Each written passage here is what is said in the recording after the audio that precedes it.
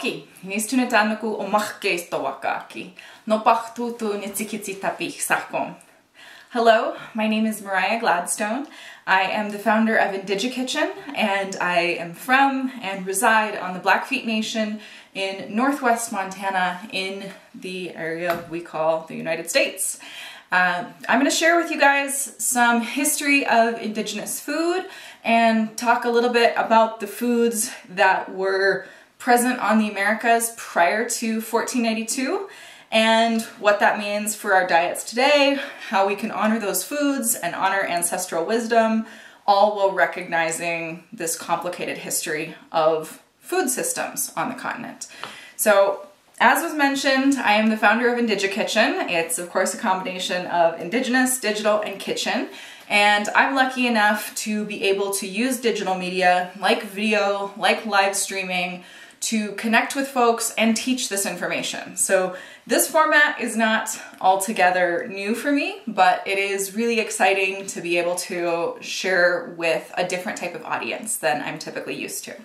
So I typically start by talking about some of the history of dispossession when it comes to Indigenous food systems.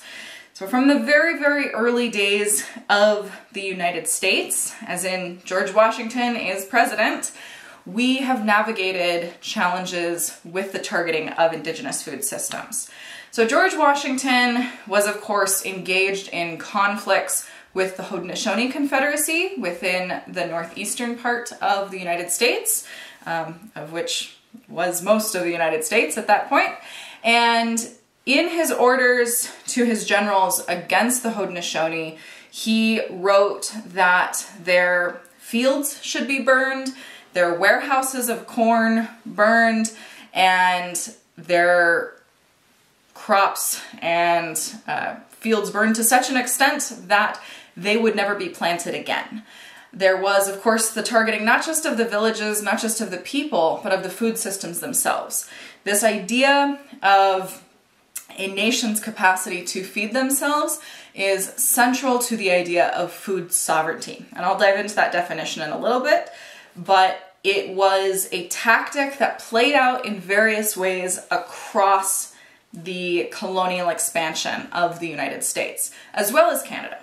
And so as people push west further into the plains and into the mountains, they repeatedly engaged in armed conflicts with Indigenous people.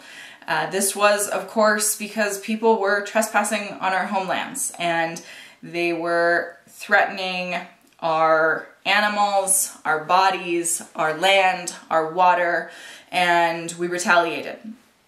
It was, of course, an expensive conflict, sending the US Army and cavalry in to fight Native people who were, of course, able to travel and get food wherever we went was an expensive endeavor. And so it was the 1850 Commissioner of Indian Affairs report that wrote, "It is cheaper in the end to feed the whole flock for a year than to fight them for a week."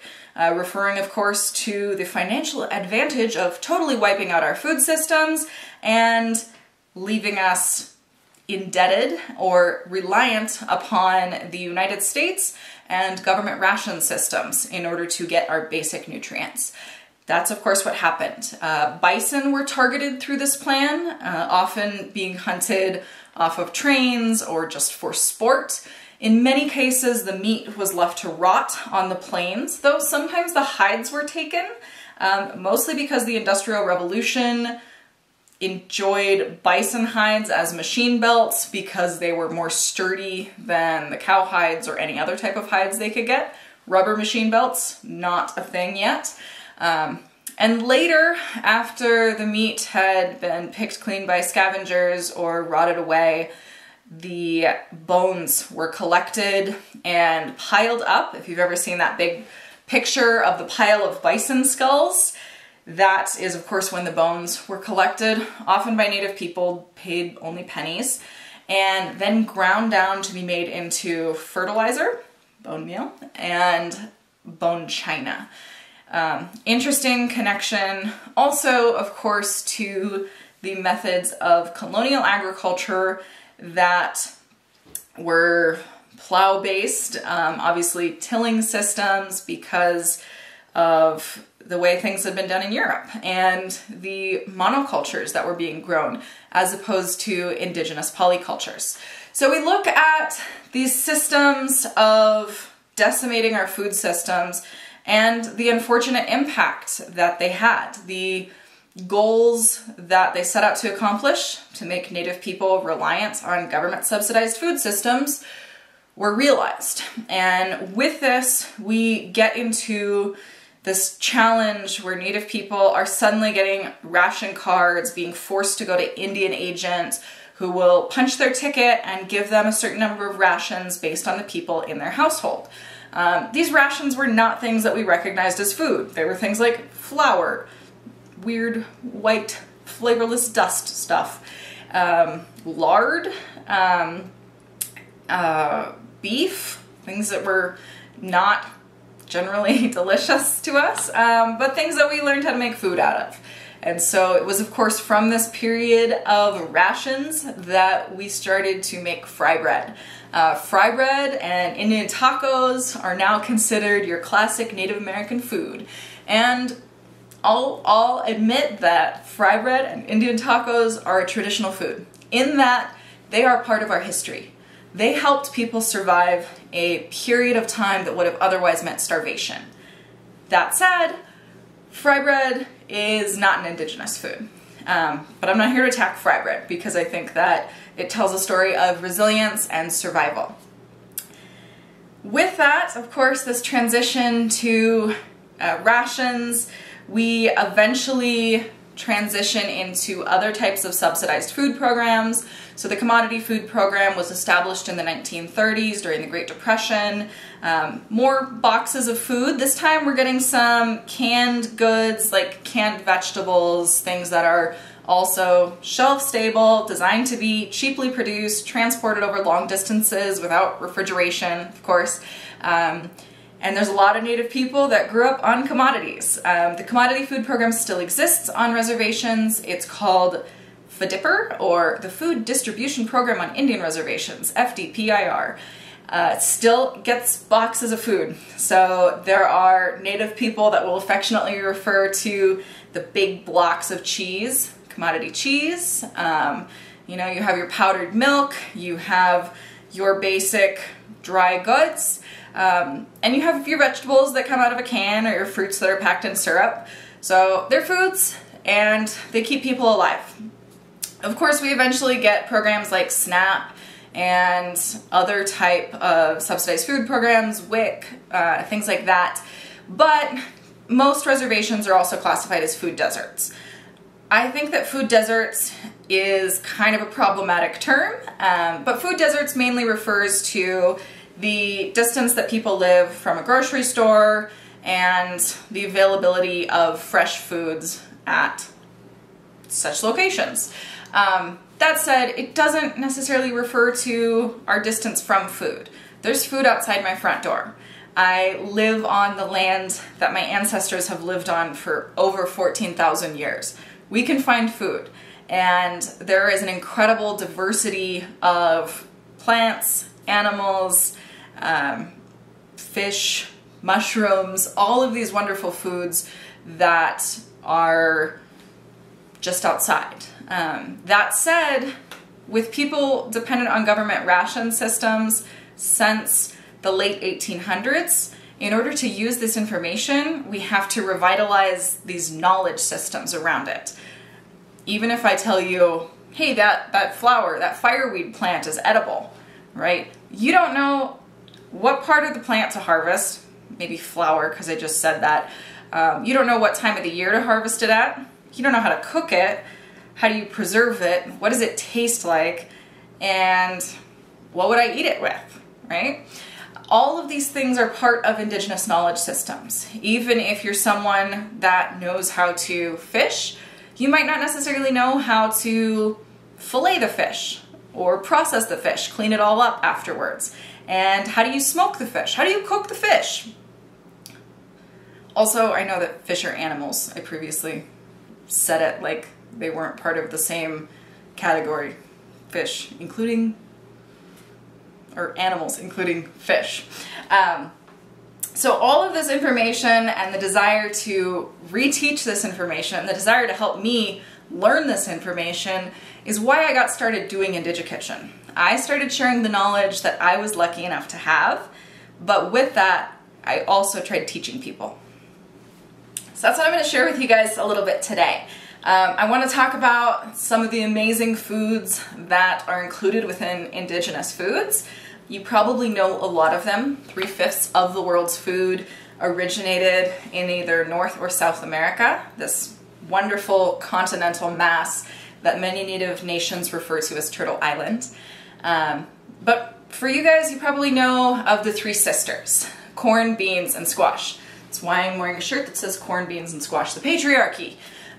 Corn, beans, and squash refer to this incredible polyculture, which is, of course, a system of agriculture where you grow things together. So corn, beans, and squash have been planted all along the East Coast from present-day New York or Massachusetts all the way down into the Southeast, into the Southwest, down into Central America. Corn, beans, and squash were grown. They're incredible. Different reasons and different varieties of everything, but I'll pull out what props I have. Corn, of course, if you've ever seen corn grow, it grows straight up and it kind of has these tall stalks. It grows ears of corn off of it, obviously.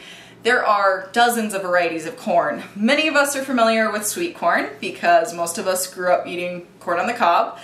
Sweet corn is harvested pretty early in its maturation, so it still has that sweet, soft texture. But many people would simply wait for our corn to dry on the stalks, and then we would pick it. We would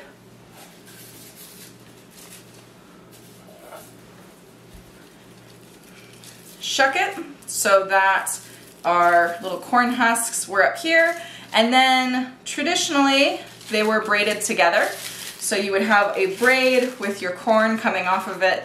These are tiny corns that I grew because I live in Montana and our season is not well equipped to growing corn. But corn, these are of course different varieties of colorful flour corn. So if I wanted to, I could take these corn kernels off now that they're nice and dry, and they could be stored. I could grind them down to make cornmeal, or actually what was traditionally done is actually a process called nixtamalization. This is a word that actually comes from the Aztec language. Nixtamal, it's actually N-I-X-T-A-M-A-L. Nixtamal is this substance that is created from our corn being treated with a highly alkaline or basic solution. So if you know your pH chemistry, then you know that a high pH will create that alkaline solution, or essentially a lye. So if you've ever made soap, that's what you do. You essentially soak or cook your corn in a lye water, and that chemically removes the hull of the corn. It also adds calcium if you are making this the traditional way with wood ashes. Wood ashes and water raise the pH, make a lye, make your corn more digestible, and change the bound niacin into free niacin so your body can absorb it. Makes corn way more digestible, and it adds nutritional value. It also is the difference between if I grind this up and I get cornmeal versus if I grind up that nixtamal and get masa, or masa harina, which is that corn flour. And of course that is what we make things like tamales, arepas, tortillas, things like that out of. So big difference, and also incredible indigenous chemical wisdom. All of that's super interesting. Of course, when corn was brought back to the old world, Europe, Columbus was like, yo, here, have some corn. And people picked it up, especially within Italy and Spain and Egypt, actually, where people started eating a lot of corn, especially for peasants. And they were like, yeah, native people eat this all the time. except they didn't call us native people. They're like, those savages, eat this all the time, they're fine, you can have this all the time. Except in Europe, there was already these big mills, so they just ground it all up, made it into cornmeal, and then cooked with that. That's not super digestible, and you don't get all the nutrients out of it. You just get cornmeal passing through you. And so there were some native people that were present, pretty sure they were prisoners, and they're like, can't do that. The Pope was like, don't tell me what to do, and people started to get sick. There were huge epidemics of pellagra, which is a niacin deficiency that crept across Italy, Spain, and Egypt, places where corn was suddenly being eaten by the peasants in mass, and primarily as their main food. They didn't have a well-rounded diet besides just corn. Interestingly enough, pellagra also causes severe UV sensitivity. You get into the sun, your skin starts to blister, you get burning looking patches from sun exposure as part of this niacin deficiency. Interestingly enough, I think this is where the vampire myth originated from. That is thanks to corn and not listening to indigenous wisdom on how to eat corn. Corn is, of course, only one of the three sisters. We have to talk about beans. Beans are also incredibly diverse in the varieties of beans that are available. Beans are a legume, which means they have nodules within their roots, which host nitrogen-fixing bacteria, which help take the nitrogen out of the air, put it into the soil, and help enrich the soil and add some of those nutrients that corn and squash are subtracting. Really, really helpful when we look at ways to enrich the soil of some of the nutrients that have been depleted. Especially interesting as you look at fields in the Midwest that have been planted with corn monocultures over and over and over and over again, and then in an attempt to restore that, they dump chemical fertilizers on them. So instead of doing that, there are options. They're called legumes. Beans are also interesting because, of course, they need a support system to grow. You plant them next to a fence or a bean pole or some type of bean teepee or something, or you plant them next to corn. So you plant corn first, you plant beans a little bit later. When they come up, they hold on to that corn stalk and they can grow up using corn as a support system. So beans, obviously really high in protein, really nutritious for folks, either as green beans or maturing all the way out to beans like our kidney beans, pinto beans, black beans, all of our different varieties of beans. So beans are cool, even if you're not yourself a fan of beans.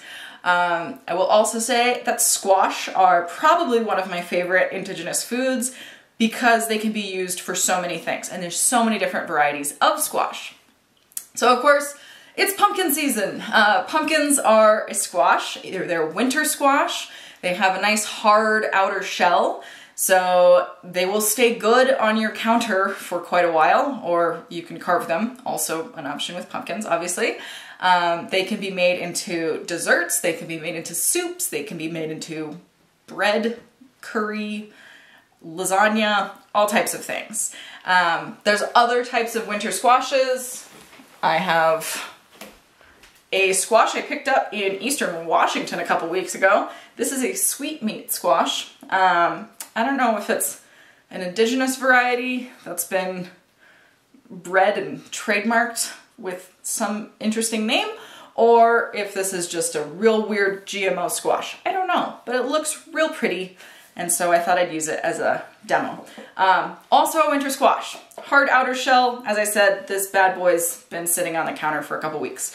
So there's a wonderful winter squash, in addition to other types of winter squash that you've probably seen, like acorn squash, like spaghetti squash, like butternut squash. There's tons of varieties of squash. There's also summer squash, which are things like zucchini. Zucchini, I think, is also an incredibly versatile vegetable. You can, or fruit, I guess, there are seeds in it. A fruit vegetable. They can be turned into zoodles. You can use them as a substitute for spaghetti. You can cut them into lasagna noodles. You can bake them into zucchini fries. You can grate them up and turn them into zucchini bread. I once made a pad thai using zucchini noodles. You can, one of my favorite ways that I got to do last week was to cut them up into little discs and make little pizza bites out of them. So zucchinis can be used in a ton of different ways, but they only stay good for a few days. They don't stay good for too long, but they're incredible. And if you plant a zucchini plant, you get tons of zucchini. So another great reason to love summer squash. They're delicious and versatile. There's of course also other varieties of native foods like these guys, which are of course not from Italy, but in fact from Turtle Island. This is a Cherokee purple tomato. It's an heirloom variety. It has a lovely purple color. Some people just think it looks bruised, but I got to grow it, so I'm proud of it. These are, of course, just little cherry tomatoes, but Italy does not get to claim tomatoes. They're a nightshade that grows often in the southeast, down into Mexico, used in many different places and different varieties of tomatoes as well. Another nightshade that grows in Central America, which I only have dried versions of these right now because I've been drying them from my garden, are these little chilies.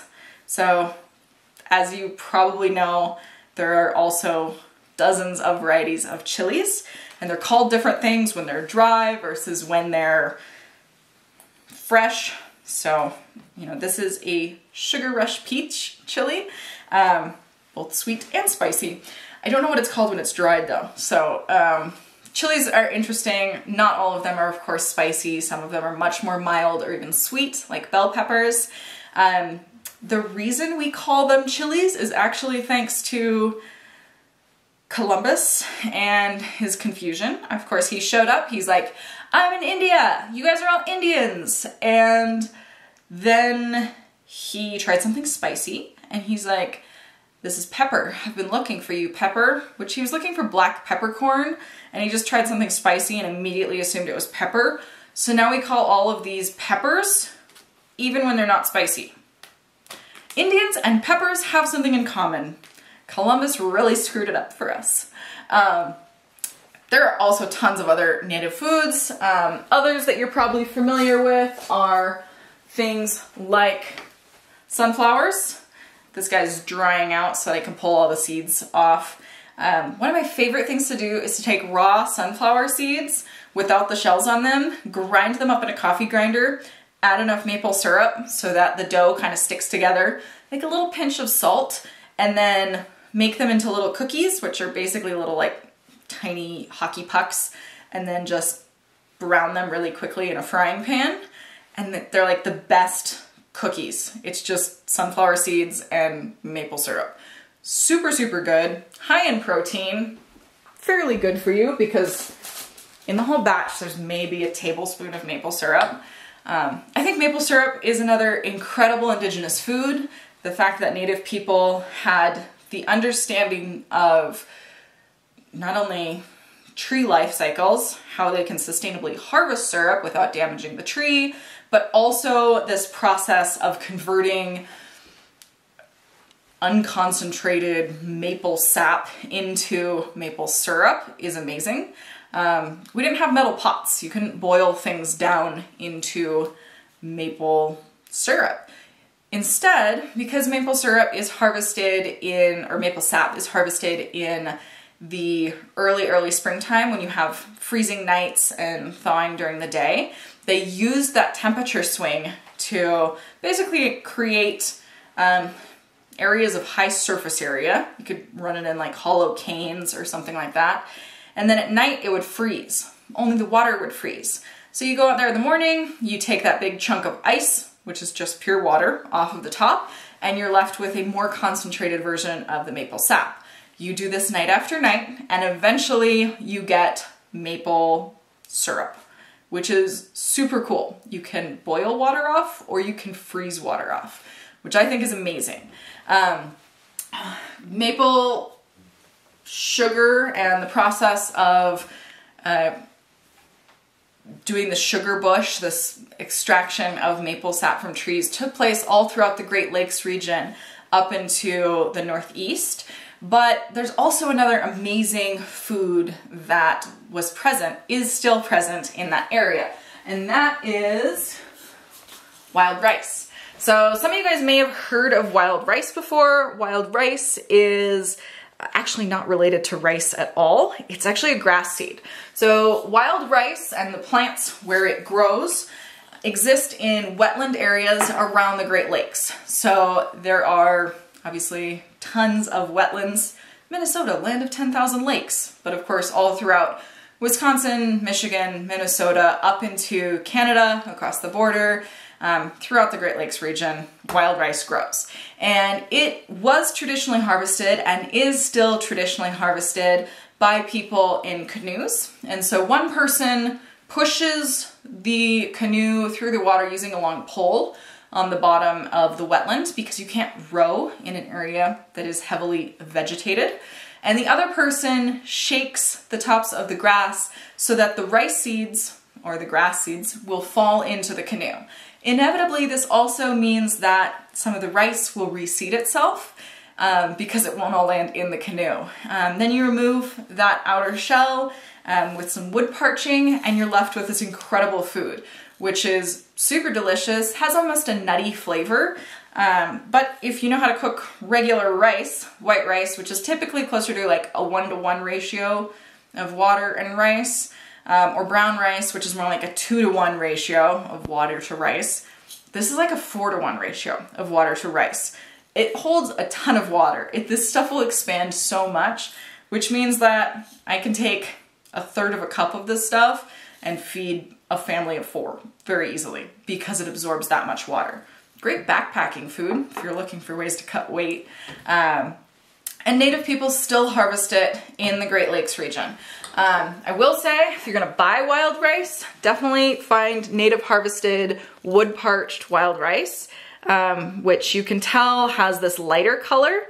It's a little bit different in the coloring than the wild rice you'll find in stores, which tends to be pretty consistent black. A lot of Native people will just call that driveway rice because the only thing it's good for is paving your driveway. It's a cultivated variety of wild rice that's actually grown in California and not true hand-harvested wild rice that you want. I'll say that much. There's of course also a ton of other native foods, from dozens of berry varieties, including sarvice berries, raspberries, blueberries, cranberries, to dozens more, elderberries, buffalo berries, choke cherries. I can't even get into them all because they're so numerous. 2 different types of nuts. So we of course have black walnuts, we have pecans, which is actually an Anishinaabe, Potawatomi word, which just refers to nut.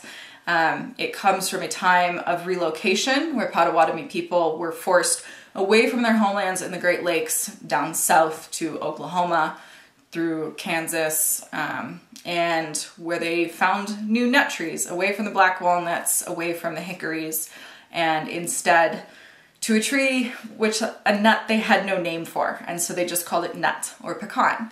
Of course, hickory nuts, as I mentioned, beaked hazelnuts. We also have other types of protein-rich crunchy things like sunflower seeds, like pumpkin seeds, like these foods that we have come to love and appreciate so much as part of our diets already, and the stories that go with them. So there are also tons of varieties of wild plants that grow, besides all of these that are cultivated and have been specifically bred by Indigenous agriculturalists over generations. There are also varieties of herbs and plants that grow wild that we've harvested as well. So for example, roses, rose hips, for their high vitamin C content, yarrow, for its medicinal powers, its tarragon-like seasoning power, and its value as a tea, for cedar, which we know as delicious wood planking on salmon, but also for the tea that it makes that is high in vitamin C, will destroy scurvy in anyone that is potentially at risk of scurvy, but also thousands of other varieties of plants, lamb's quarter, peppermints, bee balm, these different plants that grow throughout the continent.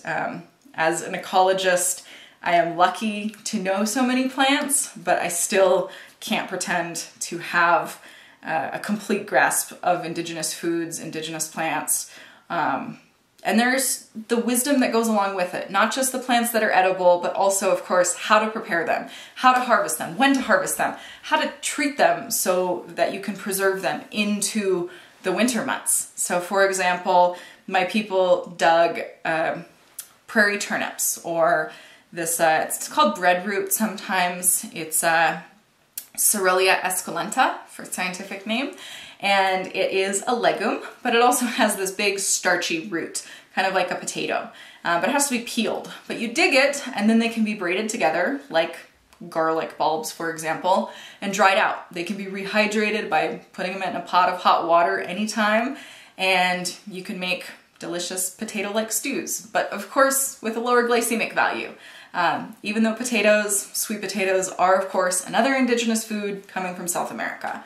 There are so many foods that I can barely touch on them within this time, but I'm really lucky that I get to have a job that helps me resist these impacts of the damaging of our food systems and helps build food sovereignty. So food sovereignty, as I mentioned, I promised to explain the definition of that earlier. I will define according to the peasants movement, La Via Campesina, and their multi-pillared approach to what food sovereignty is. One, people need food that is healthy. People have the right to food that is healthy, that gives them their basic nutritional building blocks, your starches, your minerals, your vitamins, your proteins, fats, etc. Two, people need food that is affordable. If the poorest people in your community cannot afford the healthy food, you don't have food sovereignty. Three, you need food that's culturally appropriate. You could build entire menus for people based entirely off of things that they don't recognize as food. I could build a menu for school children in Montana based off of grasshoppers or something like that. And it could be healthy and it could be affordable, but it might not be culturally appropriate. And finally, the right to define our own food systems through sustainable methods and policy. We want to ensure, especially as sovereign nations, that indigenous people have the right to define sustainable food systems and to regulate them, to regulate the safety of what is being fed in our communities, whether that is making sure that our meat processing plants are meeting our safety standards, whether that's ensuring that the food that is being grown here that is organically certified meets our definition of organic, and the right to ensure that everyone will be able to continue to eat 7 generations in the future. We want to make sure that we can have healthy, affordable, culturally appropriate food as an ongoing process and without polluting our waters, our land, our air with that. All of this is why I'm really, really lucky to work in a field where I get to work with amazing foods all day. I get to experiment. I get to play with grass seeds and squashes and grow amazing heirloom seeds and cultivate, both literally and metaphorically, indigenous foods and indigenous knowledge. So I'm really lucky to share that with you guys today. It's cool to be a part of this event. Again, my name is Mariah Gladstone, and you can find me online at indigikitchen.com or on Facebook, Instagram at Indigikitchen, YouTube at Indigikitchen, or Twitter at Mariah Gladstone. Thank you guys so much, and happy Indigenous Peoples Day.